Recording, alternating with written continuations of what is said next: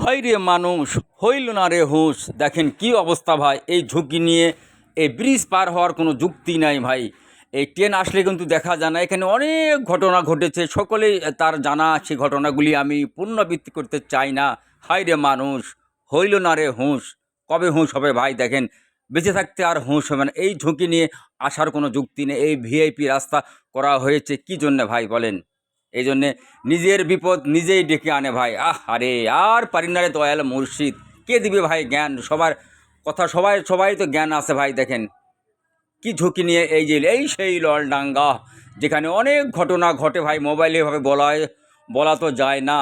হায় রে মানুষ, হইল না রে হুঁশ। এই সেই নলডাঙ্গা যেখানে প্রতিনিয়তই ঘটনা ঘটে, কিন্তু তারপরে যদি আমাদের হুঁশ না হয় ভাই, কি বলবো আর, দুঃখের কথা। আজ গেল না মনের ব্যথা ভাই। এত ভিডিও, এত উপহার, এত উপদেশ দেওয়ার পরে লাভ কি?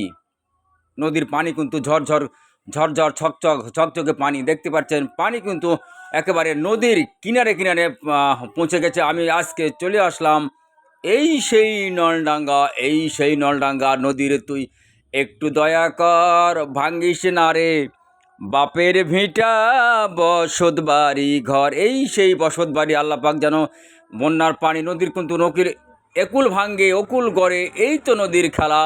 সকালবেলা বাদশার তুই, সন্ধ্যায় ফকিরওয়ালা ভাই। কে বাদশাহ কে ফকির, এটা কিন্তু বলা বড় কঠিন। নদীর এত ক্ষমতা। আজকে আপনি বিল্ডিংকে আসেন, কালকে ধূলিসাৎ নদীতে বিলিয়ন হয়ে গেছে।